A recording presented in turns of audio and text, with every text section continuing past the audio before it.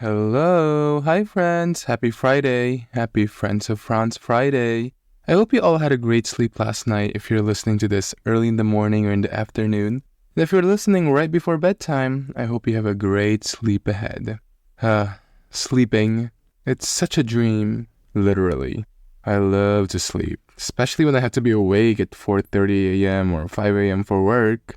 I wish I could just have the luxury of just going back to sleep and not worry about not getting paid because the dollars will just fall from a tree. Okay, Christian Franz, wake up.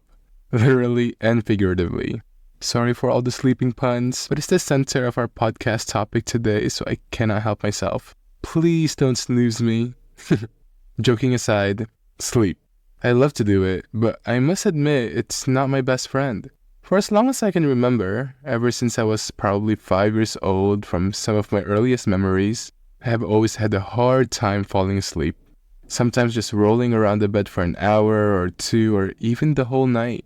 My mind racing, thoughts endless, and I just find myself waking up somehow that morning, tired, exhausted of course. But how long should one actually sleep to live life to the fullest by feeling great or even at the bare minimum, just feeling okay to function? According to the American Academy of Sleep Medicine, or AASM, the Sleep Research Society, or SRS, and the National Sleep Foundation, NSF, adults should sleep at least 7 hours a night to promote optimal health. But over 1/4 of adults actually do not meet this recommendation. Oops, I'm raising my hand right now, me included. AASM states that about 30% of adults have symptoms of insomnia, and about 10% of adults have insomnia severe enough to cause daytime consequences. But why? Why is it that when we don't have enough sleep, it's so hard to function? What is it about sleep that it's so necessary for us to have the human experience of living? Why do we sleep? Is there a right way to fall asleep or be asleep? Do I really have insomnia, or is it simply because I have Wi-Fi and I'm too caught up on my Netflix dramas right before bedtime? In today's episode, we talk about it all. Sleeping, dreams, nightmares, the sleep cycle, sleep aids, sleep disorders like insomnia, sleep apnea, narcolepsy, restless leg syndrome, you name it, and so much more. It's just rightful to have a sleep expert with us, and so I'm beyond honored to have Dr. Meredith Broderick, a triple board-certified sleep neurologist, fellowship-trained in sleep disorders and behavioral sleep medicine, founder of boutique practice Sound Sleep Guru, Assistant Professor of Neurology, Sleep Lab Director, and Medical Advisory Board of Ozlo Sleepbuds to keep us awake tonight discussing these topics. You're in for a dream, so try not to snore. Have a good day. Hello. Hello. Hi, Doc. How are you doing? Yeah, I'm so No, happy. I'm so I'm excited here for now. our live stream. We met at Dr. Sagai's celebratory party, and I was like, wow, this is the perfect time because since I started the podcast series almost 3 years ago, I need a sleep medicine physician. I was like, I don't know anybody, and then it just so happens that we met. So thank you so much for joining me today, Doc. If you could just first please introduce yourself to everyone. Thank you. Sure. My name is Meredith Broderick, and I'm a sleep medicine physician out in Seattle, Washington area. And yes, it was so great to meet you. There are so many good colleagues that were at that party for Dr. Sagai, which is thing for his 1 million TikTok followers. Yeah, so I am a neurologist by training, and I have my own little boutique practice out here in the Northwest. And sleep medicine is it's what I do. Amazing. I feel like sleep medicine is such a niche specialty as well, right? A subspecialty.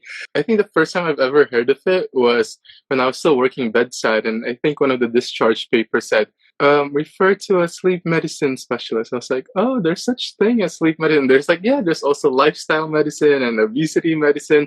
It's just so interesting, I guess, throughout the years and decades, how subspecialized medicine is like becoming, which is great, right? I guess we're targeting so many issues that people need help with, right? I guess before people were like, who do I go to for sleep problems? Like, is it a psychiatrist, a neurologist? Or I guess we have our own subset now. Well, I wanted to ask first your journey into medicine. What made you enter this field that's so long and entails so many sacrifices, like family, friends, or personal experience? Yeah. I think part of it was family in that my mother was a professor at a medical school in town. And so grew up going into like the anatomy lab. And, I think first time I held a human brain in my hands, I was probably like 7 or 8 years old, pretty young. And also my grandfather had wanted to become a physician, and we, our family, have physicians going all the way back to like the Civil War times. I'm actually adopted by a family that, part of our roots are in Missouri. And my mom's dad actually really wanted to be a physician, but ended up going off to fight in World War II, and then sort of never followed through on his dream. And so it was interesting because my mom named me after a physician in our family. And so sort of felt like it was meant to be. I mean, I feel people outside of medicine or healthcare in general are really not aware regarding the road it takes to become a doctor, right? It's such a long road. It's 4 years of undergrad, X amount years of residency, going anywhere from 3 to 7 years. And then if you do fellowship and subspecialize, and so much sacrifices involved, right? It can be financial and missing family and friends' birthdays and so much studying. At the end of it all, now that you have been practicing as an attending and having your own practice, do you have any regrets in pursuing this long field of medicine? Right now, I feel pretty happy about it. But I'll tell you, I didn't always feel that way. And I questioned it a lot at times, because I think the main thing for me has been, as a woman, delaying kids, can result in some challenges in terms of having, being able to have babies at an older age and things. I think I'm aware of that. And, since I live in Seattle and there's a lot of tech here, you see a lot of people having success at a very young age. And you're like, wow, I was like just going into debt more and more at that age, right? And so you kind of, or, even people who go into like financial, like investment banking and stuff, you realize like it might not be the best way to become financially independent at a younger age. So I think there are some drawbacks, but right now I feel pretty happy and satisfied. Yeah, and speaking of love what you're doing, I guess, like I was saying, that sleep medicine is something that's so niche and subspecialized. So I know you did neurology residency, and then you did like a sleep medicine fellowship, right? Why neurology, and then why sleep medicine? For me, part of the reason I chose neurology is I loved neuroscience, and I loved the neurological exam, and I loved how the diagnostic thinking part of being a neurologist, that really appealed to me. So mainly it was just the material. I really liked that area of medicine, and I really liked the thinking, the very cerebral nature of it. And then sleep medicine. So once I finally got into neurology, a lot of the residency training in neurology is inpatient. It's like stroke neurology, neuro ICU, so people who have infections in their nervous system, like meningitis, or even people who have brain tumors and things like that. And so it's very acute. It's very like high pressure, life or death. People are really sick. And when I was doing that, I realized that it was really taking an emotional toll on me. I was really having a hard time with it. And so one of the faculty members at where I trained mentioned sleep medicine, and she said, you should do a visiting rotation at Stanford. That's like the place to go for sleep medicine fellowship.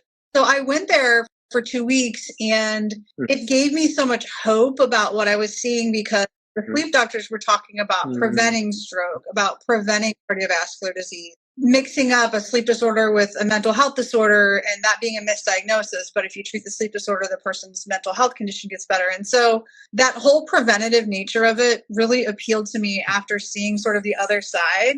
And you can go into sleep medicine by many ways. You can be a as you mentioned, you can be a psychiatrist, you can be an ENT doc, you can be an internal medicine doc, you can be a lung doctor. So it also is a very multidisciplinary field. Dentists, orthodontists, surgeons, we all work together.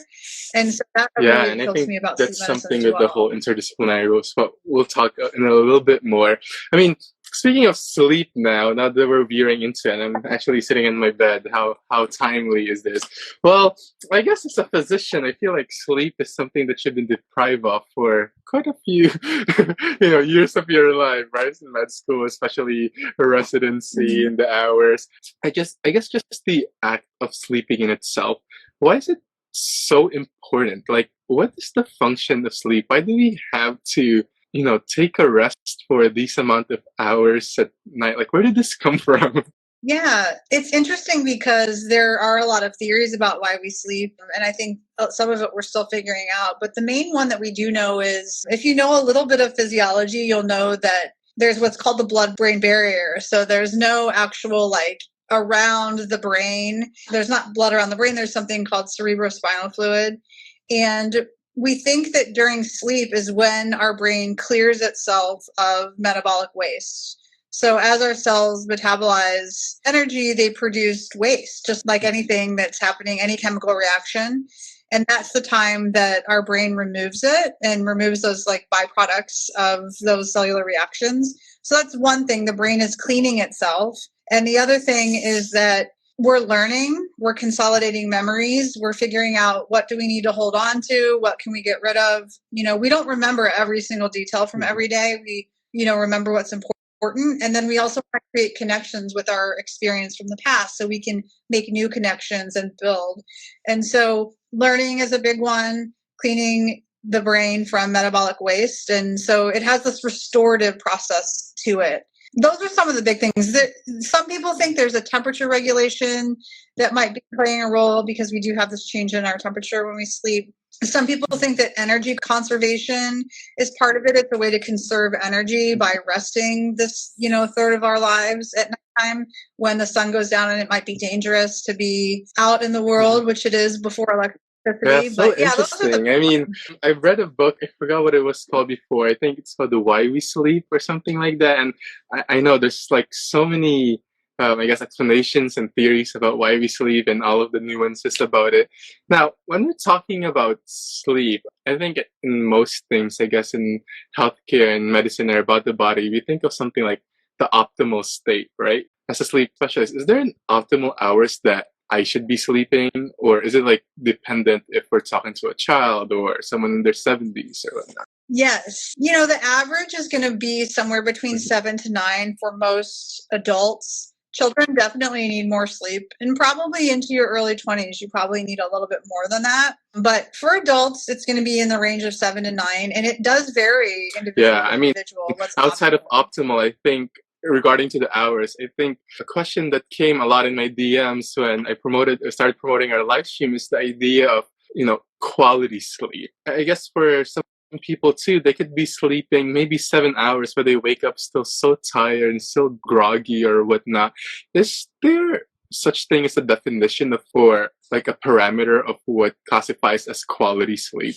Yeah. So I think there are some subjective measures, like just things that people report, like whether they feel rested during the day, whether they had a lot of fragmentation, meaning like did they wake up a lot during the night. But there are more objective measures we use, so sleep efficiency is one data point we use. It's the percentage of time that someone's asleep, that they're in bed, a ratio of the total sleep time over the time in bed. There are also other measures, like sometimes people look at the sleep architecture.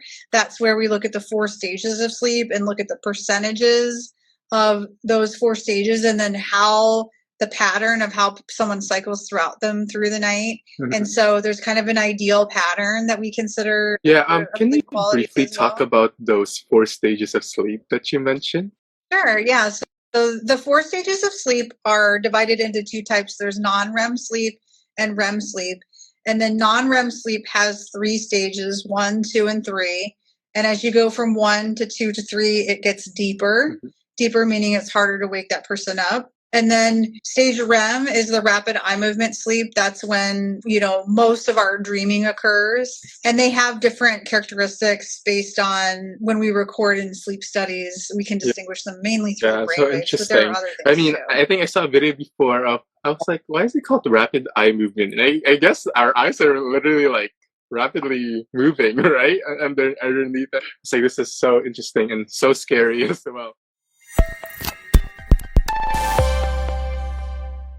Ever since I was a child, my inner arms and neck would always suffer from itchiness and irritation whenever I would sweat. It can become so debilitating, forcing myself not to scratch my skin and end up with wounds from prickly heat, especially at night. Thankfully, I have found relief through by Dr. Mom's Soothing Beta Cream and Soothing Bat Treatment, which uses barley-derived beta-glucan technology to help alleviate eczema, bug bites, and dry, itchy, irritated skin. Beta-glucan is a fiber shown in scientific studies to improve skin hydration and healing, and by Dr. Mom's products extracted with a technique that uses air technology, requiring no chemicals or solvents. Created by family physician Dr. Stephanie Liu with the help of an allergist and immunologist, you can now allow your skin to breathe and heal naturally. Using the code Christian10, that's CHRISTIAN10, you can get 10% off your first order on buydrmom.com. As a healthcare worker, my identity can become so boxed within the pressures and expectations of my profession that sometimes I forget who I really am outside the hospital walls. This is why I find so much power and liberation in self-expression through fashion and accessories, and Lupin seeks to do the same. Encouraging self-confidence and creating a safe space to be yourself, Lupin seeks to share with the world simple and impactful jewelry pieces that can bring confidence effortlessly. Meaning what goes around comes around, the brand, comprised of third-generation jewelers, holds a mission to brighten the community by promoting positivity and the growth mindset. Lupin's clean designs are handcrafted in South Korea using 925 sterling silver and can go with almost any outfit on anyone. In fact, I wear my pieces on and off shift. With the code Franz, that's FRANZ, you can get 15% off your first order on lupin.com. Let's bring more luster into the world, together with Lupin. I remember coming home every day from elementary school and smelling the newly steamed jasmine rice in the cooker that my grandmother made just in time for dinner. It reminded me of my first few years living on the farm back home in Asia, sniffing the rice while overlooking the fields. Founded in 2020, Bison Candle Co. hand-pours nostalgic and iconic scented soy wax candles inspired by the Asian scents, flavors, and traditions that founder Brandon Leung grew up with in his first-generation Chinese-American household. Brandon's mission with Bison is to create authentic Asian aromas while rediscovering his love of his Chinese culture and heritage. The candles and home fragrances celebrate aromatic Eastern flavors and aromas one would typically find in an Asian kitchen or pantry, like Vietnamese coffee, steamed white rice, and white peach. Enjoy traditional scents alongside some modern spin-off blends and be taken back into the beauty of the motherland with the code BISUNFRANZ, that's BAISUNFRANZ, for 15% off your first order at bisoncandleco.com.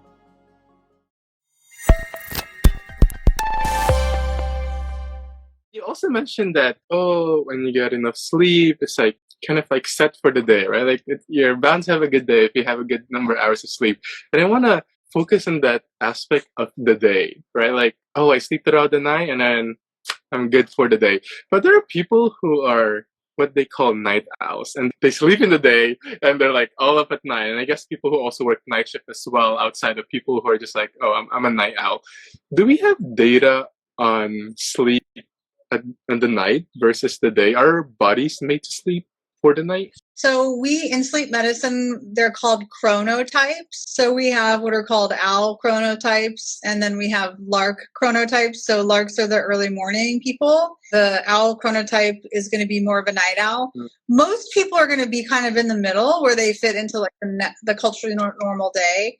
But we do have these outlying people that their preferential time or the time they're most alert is more in the morning, like an extreme morning, and then people who have more of a night owl tendency. Mm-hmm. And it has to do with the genetic traits. It can be influenced by environment, mainly light, and also it varies throughout our lifespan. So we all tend to have more of an owl tendency as we're in our teenage years. We usually shift more towards being a lark as we get older, which makes a lot of sense if you think about like young people like to go out, they like to stay up late and sleep in, and then the senior citizens are going for the early bird special. So there's a reason for that. Do we know of any possibly health impacts though? If let's say I sleep on the day versus the night, do you prefer if your patients sleep throughout the night as opposed to like the day? So it really depends. So the main health risk is if, one, you're very irregular. So some days you're this way and some days you're not. So that's when it really becomes a health issue, is when you're sleeping, we call it out of phase with your circadian rhythm. So if you are a night owl, but you're always a night owl and you're still really regular, you go to bed at 4 a.m. and you get up at noon every day. You go to bed at 4 a.m. you get up. We don't necessarily think that by itself, could that population of people who have that genetic risk be at a higher risk for certain conditions? People are very interested in studying that, and there may be some research, and I don't know how definitive it is, where, there might be risks associated with that.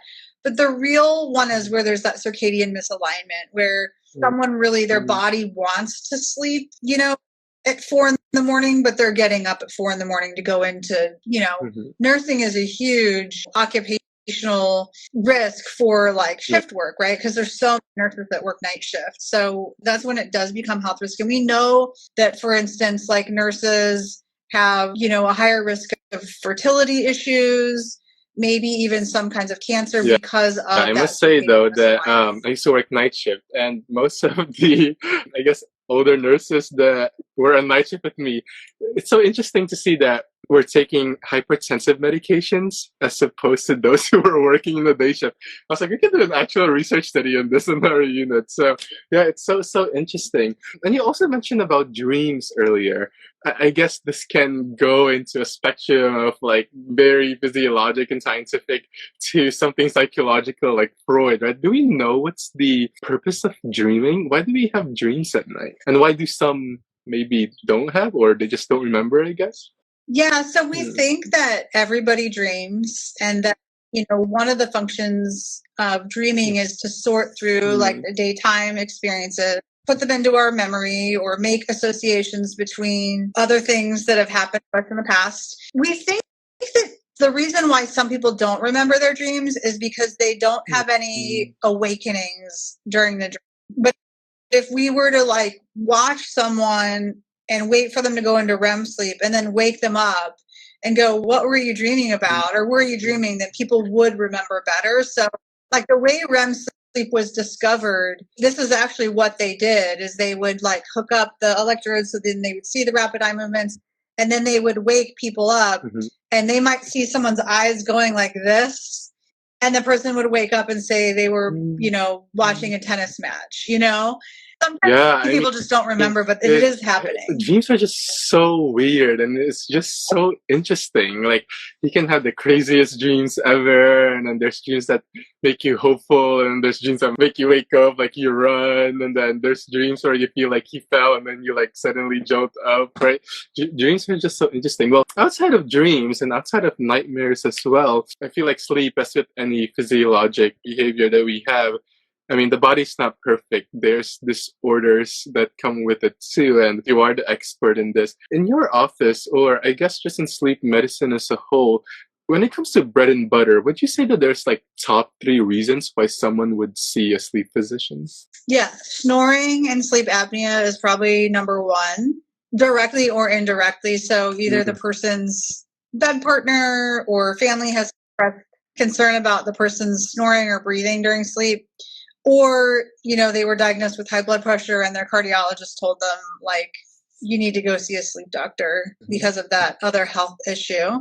I would say number 2 would probably be insomnia. So difficulty falling asleep or staying asleep. And then probably number 3 would be daytime sleepiness. So just feeling sleepy. Got it. And I guess we'll just go through each like very briefly.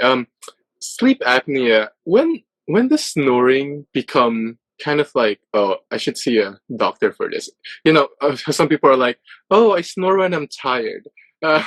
When would be the barometer of like, oh, this snoring is no longer just, I guess, a tired night, it's actually obstructive sleep apnea? Yeah. So I think if you ask different sleep doctors or different doctors, you would get different opinions on this. But for me, anytime the snoring is an issue, they should come in. So if it's loud enough to bother a bed partner, that raises my concern, because then it's affecting your partner's sleep too. If the person is waking up a lot or not feeling really rested and alert through the day, that's another reason to come in to see someone. We also think about like associated conditions like high blood pressure, migraines, depression. There are these other things where we just raises our suspicion a little bit. We want to screen for sleep apnea because all those things get better with, Yeah. identifying. I must say though that sleep apnea can be quite scary. I mean, I've had a patient when I used to work in, I think I floated to the CT ICU one day, and one of my patients was on telemetry, and it has the respirations on it,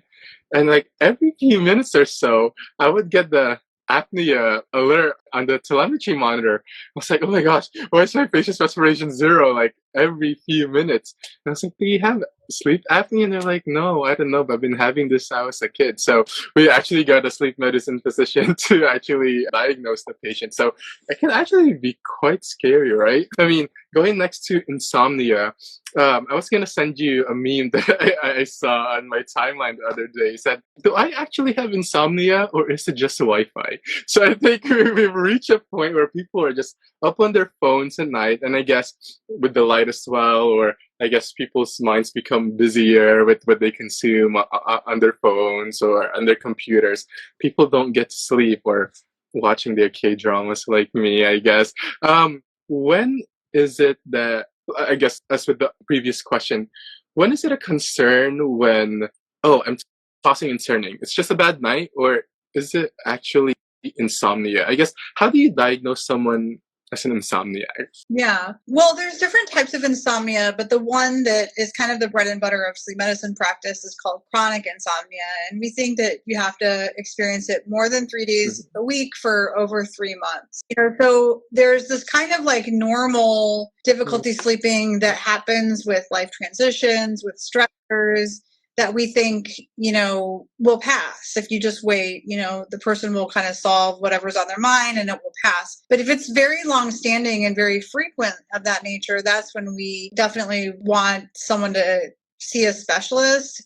There's also a questionnaire that I use sometimes to get more an objective measure of how severe insomnia is, called the Insomnia Severity Index. And it's just a bunch of questions and you score it, and it can kind of tell you like if it's in the category. And it's so difficult, right? I mean, if you can't sleep, it's like you're doomed for the rest of the day. It's like can't focus, your brain is cloudy and all of that. And I guess for the third one is daytime sleepiness. Is that the same thing as narcolepsy, or is narcolepsy a more severe thing compared to daytime sleepiness? Yeah, so daytime sleepiness is the most prominent symptom in narcolepsy, and then in a category of sleep disorders called primary hypersomnias.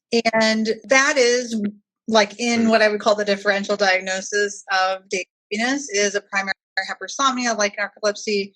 But of course, there are also other sleep disorders like what are called circadian rhythm sleep-wake disorders. There's also the sleep disordered breathing category. So that's really my job, is to take that symptom of daytime sleepiness and say what is the root cause.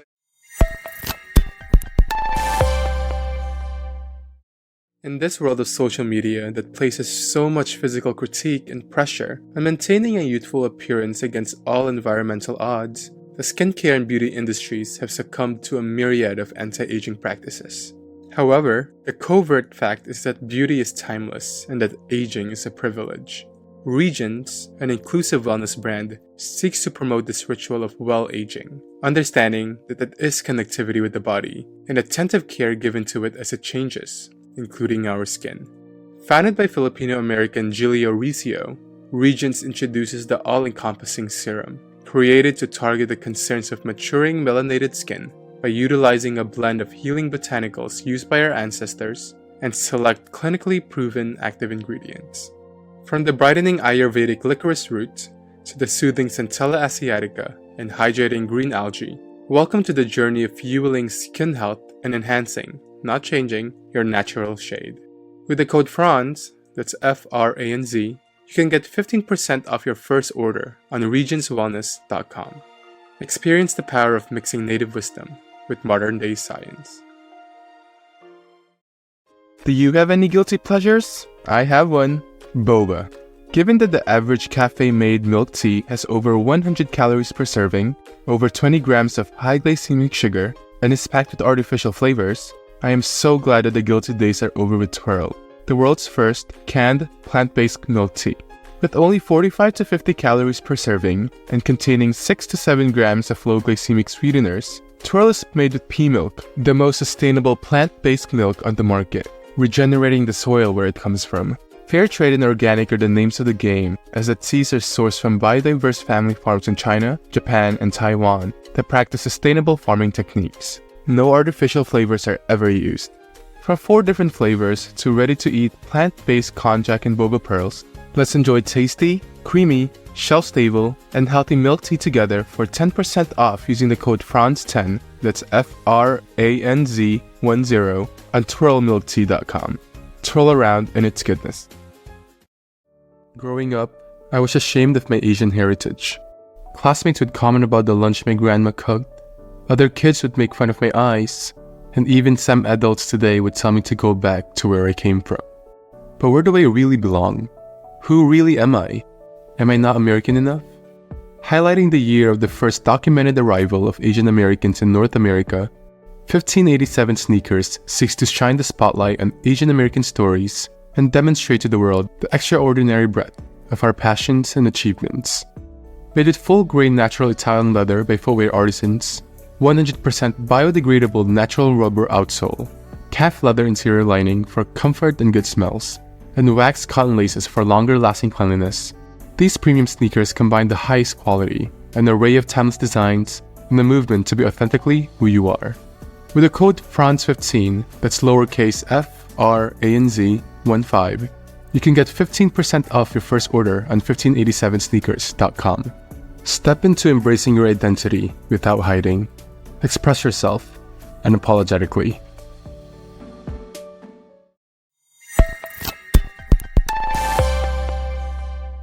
Now that we've talked about sleep and we've also talked about disorders of sleep, I guess the answer that people really want, right, is how do we fix these things?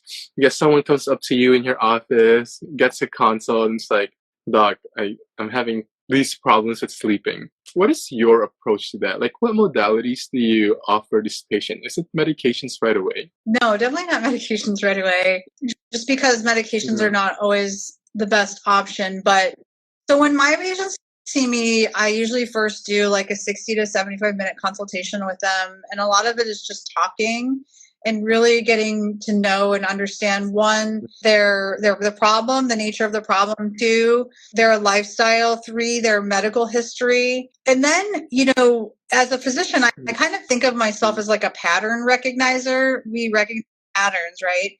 And so I'm sort of able to start understanding, okay, these are the patterns that I see. It kind of fits with this, like either it's a sleep apnea or it's a combination. It's very common to see people with more than one to have sleep apnea. And so I might order a sleep study to confirm and to see what their breathing is like. I might have them wear a sleep tracker called actigraphy to look at their sleep-wake patterns over more of like a 7-day period. I might have them keep a sleep diary. So I usually want to collect more data. And then that experience that I have from working with people for a really long time can help me understand, like, oh, this person's daytime sleepiness fits with this pattern. Like, some people come with a story and you're like, that story sounds an awful lot like narcolepsy. I need to test you for narcolepsy. So that's my job, is to really communicate with people in a way that I can see what's wrong by talking to them and by collecting this additional data. Problems have become kind of like an epidemic now, right? Across the nation, I guess, across the world. And, people are desperate, like, to sleep, right? They're tired, they have things to do, they have work the next morning. They obviously, can't function without sleep. And so I guess outside of sleep disorders becoming an epidemic in itself, I feel like people trying so many things to get to sleep has also become such a big practice, right? And I think a big part of that is melatonin, right? We see it as gummy bears, we see it as pills and tablets. I guess as a sleep doctor too, so many of your patients have, I guess, tried melatonin of its varying dosages. What do we know about melatonin? How safe is it to consume? Is it nightly or just for like get over a jet lag? Yeah, so melatonin is a hormone that's naturally made within our body by a little structure in our brain called the pineal gland. And what we're seeing in the sleep medicine community is, melatonin is actually generated in darkness. So when the light stops getting a signal that there's light, the pineal gland starts making it.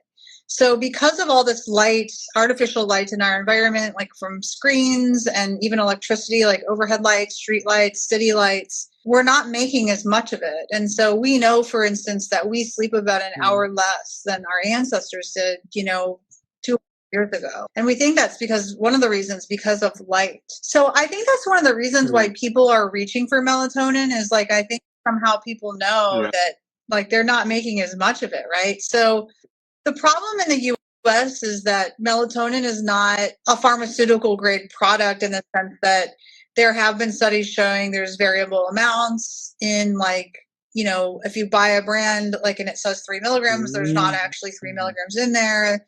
And there are other things in there. So that's one problem. I heard this year at the sleep meeting that there's also concern about that it can delay puberty if kids are out of it now. I don't know by how long, and I don't know that, so if it's delaying puberty by a year, and I don't know what the statistic shows, but I don't know that necessarily has any long-lasting consequence. On the other hand, melatonin is a potent antioxidant. It probably, maybe the reason it's delaying puberty is because it has an anti-aging property. I don't know, but in my mind, the real concern that I have about melatonin is that most people don't use it correctly. They use it in the way that could be really effective. And sometimes they're using it and they really need a different treatment. And so it's kind of like preventing them from getting and I guess outside of melatonin, the hormone, I think one more thing that I wanted to touch was, I guess, an electrolyte that I didn't really know actually supposedly helps for sleep, which is magnesium.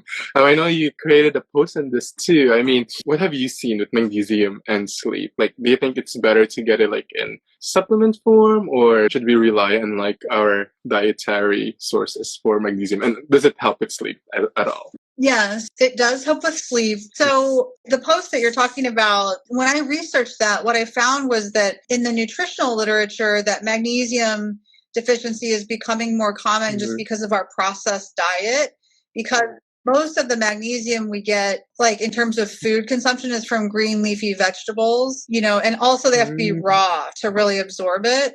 And so just aren't really eating that as much anymore. But I also read that the best way to absorb magnesium is actually from tap water. But if you think about how people they're drinking all these like soft drinks and stuff and fancy drinks instead of tap water, like they're probably not getting the minerals they need from the water. It probably depends where you live if you have magnesium in your water. So I think that's a real thing. As far as for sleep, I mean, the research doesn't really support taking it for like insomnia, let's say, but we do think magnesium deficiency can cause like these generalized sleep complaints. Like when you measure the serum level of magnesium, it doesn't really represent what's going on in the body because it's mostly stored in our bones and tissue. But like leg cramps, restless legs, those are the sorts of things where we might try it and just see if it's helping. And of course, I think taking it, to answer your question, like taking it as a supplement or food is good. The supplements can cause, like magnesium citrate can cause diarrhea. So you have to think about that. I know for myself, like when I looked into it, there are also some certain brands of water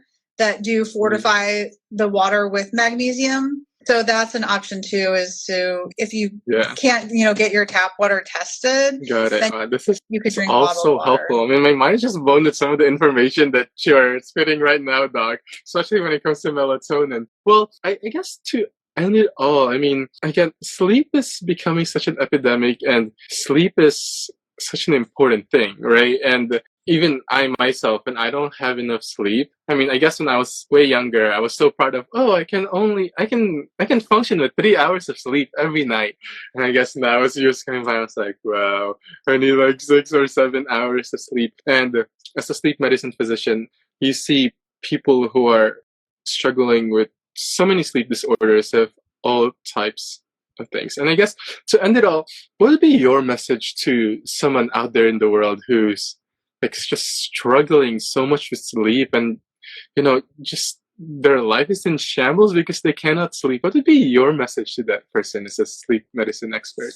I think my message would be that we can fix these things and we can correct them and you can feel better. I'm so surprised by all of this information. It's just such an interesting and such a niche field, and I just feel so honored to be able to talk to you today and get all these nuggets of information. So Dr. Meredith, thank you so much for joining me tonight. Oh, Of thank you course. for Well, having I me. I hope really appreciate it. you have a great rest of the day, that you get to rest finally, and have a good sleep tonight. Have a Thank great you. day. You Bye. too.